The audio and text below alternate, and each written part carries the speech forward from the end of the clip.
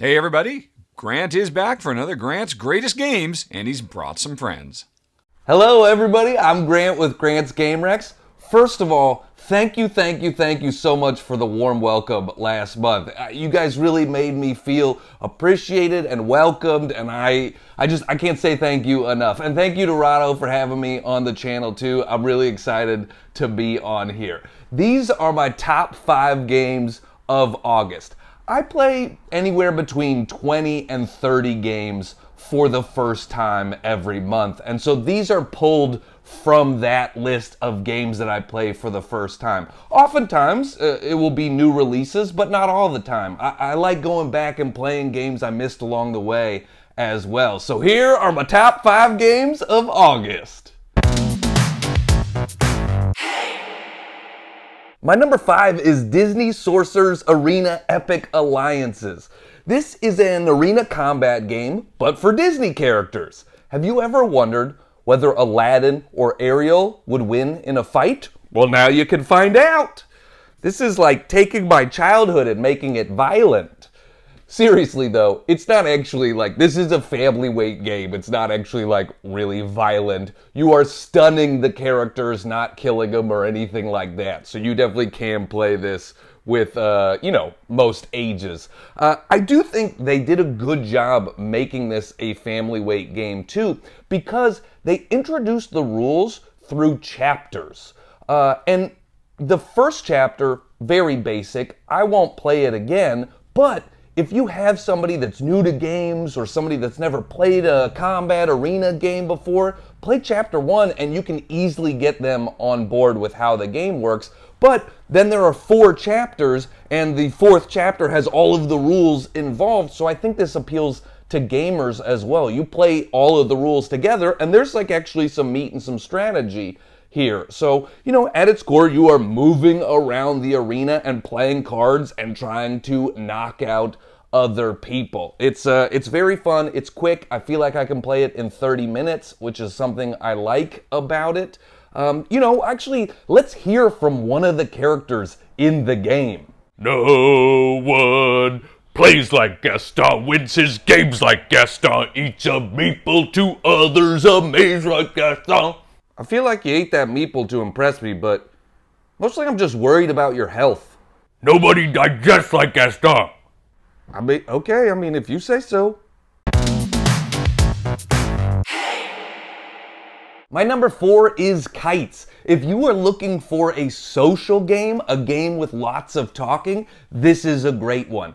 In the game, you are playing cards, and the cards have color and symbol on them, and those represent sand timers of different colors and symbols, and every time you play a card, you are flipping the sand timer over, and that thematically represents you are keeping your kites in the air. You are flipping over sand timers to keep your kites up. If ever a sand timer runs out, you lose the game. And it is a cooperative game, and it's really social because everybody's talking about what sand timer's about to run out. How do we keep the game going? How do we keep from losing? A round of it is like you'll be sitting there like, okay, can you play yellow? Okay, you got to get yellow on your turn. I got orange. We need purple. We need purple. Can anybody do purple? Okay, we're okay on red.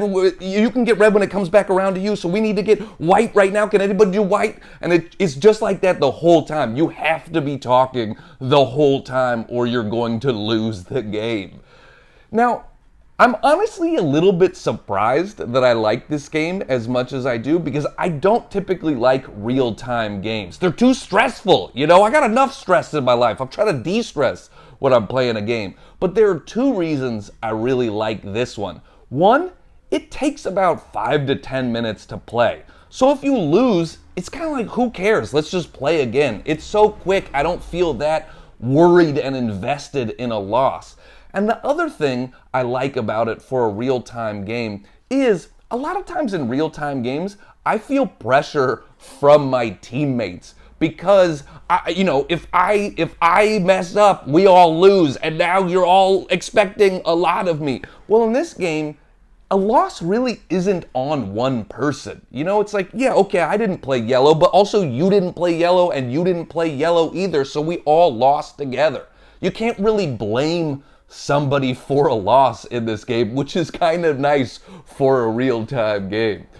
You know who I want to hear from about kites? I want to hear from Carl. Let's go over to Carl's corner. Oh, I love kites. I could spend hours just staring at them, fluttering in the sky. Yeah, but do you have anything to say about the game kites? Fluttering and staring, staring and fluttering, I don't know why I always have him on here. staring and fluttering.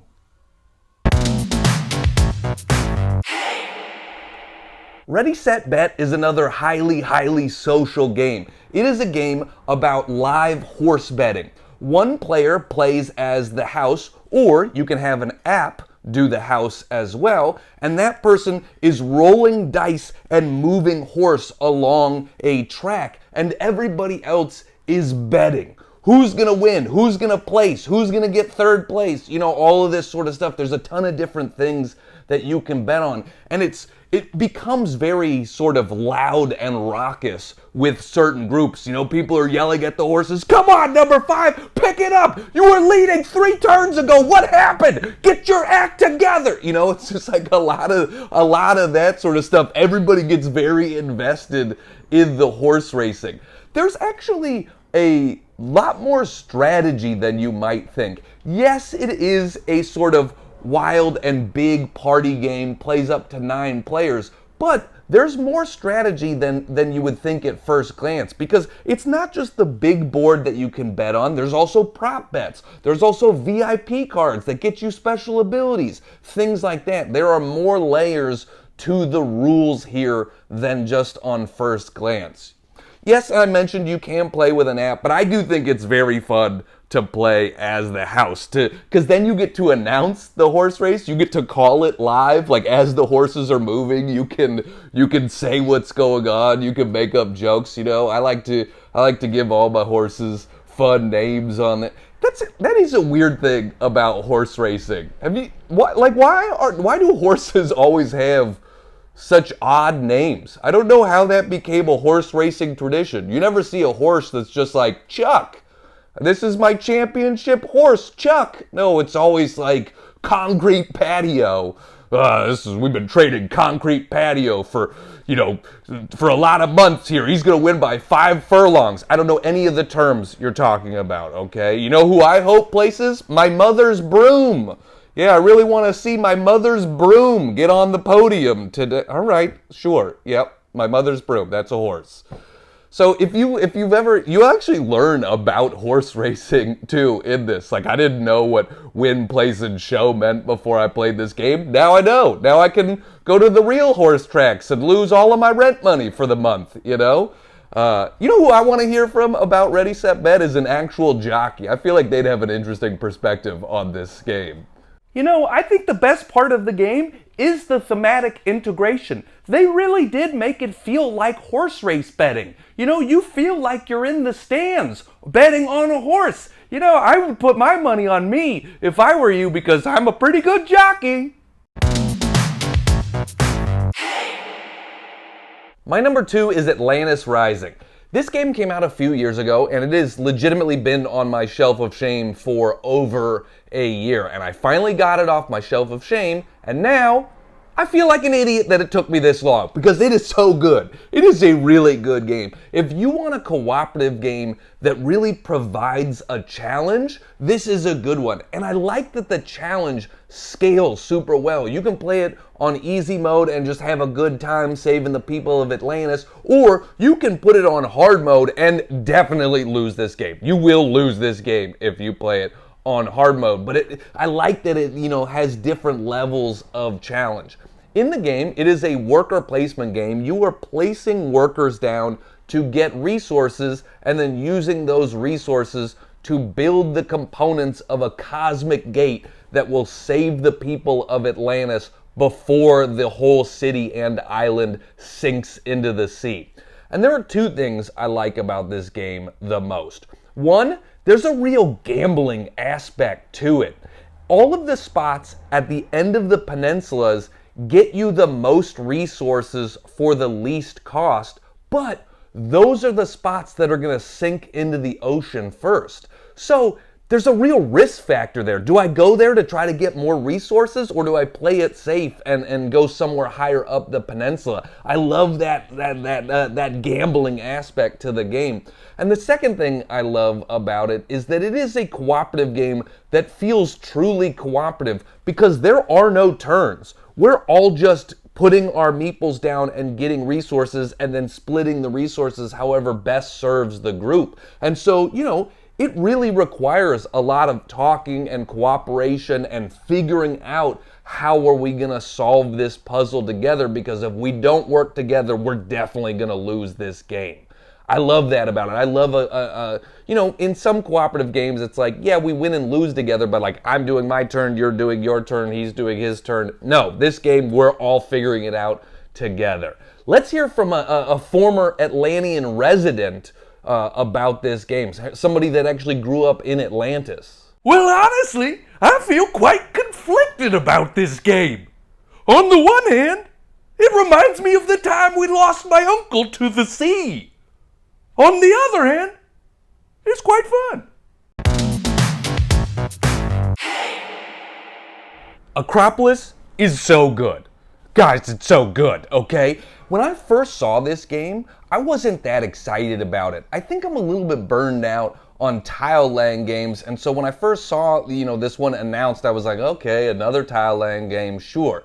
But I had a chance to demo it at Origins Game Fair, and I was like, oh, there's something here. This feels different than other tile laying games. I got a copy in August, and we have played it so much in my house. My roommates and I have definitely played this game 20 times during the month of August, at least. And part of the reason is because the ratio to strategy to game length in this game is incredible. Like, there's some real decisions. We can play this game in 20 minutes. So there's like times in the house where someone's like, hey man, I got 20 minutes before I gotta jump on this call. Anybody wanna play Akropolis? And it's like, yeah, we'll come play. And then we just bang out a game of it super quick. The thing that makes it feel different than other tile laying games is it's not just about laying the tiles. You can build up. And a tile on the second level is worth 2 points. One on the third level is worth 3 points. And so the way to win this game is definitely building up. And it seems like a simple difference, but it makes all the difference in the world. It makes this game feel different than other tile laying games. I want to play it right now. Just me talking about it to you guys. I'm gonna go play. I'm sorry, I gotta go play this game right now. You know, before I cut the video though, before we end for the month, I do want to hear from a resident of Akropolis what they think about this game. Akropolis! What a great city, am I right? Wait, I thought you said you were from Atlantis. You know, Atlantis, Akropolis. It's hard to keep all those ancient cities straight. So which is it, Atlantis or Akropolis? Yes! Wow, real ancient world traveler, that guy. That's it for me this month. Those are my top 5 games of August. Thanks so much for joining me for this video. I will be back next month with 5 more great games. Games. Thanks, Grant. And folks, if you'd like to know more about those 5, there's some links down in the show notes and also on the screen. Thanks for watching. Talk to you later. So long. Bye-bye.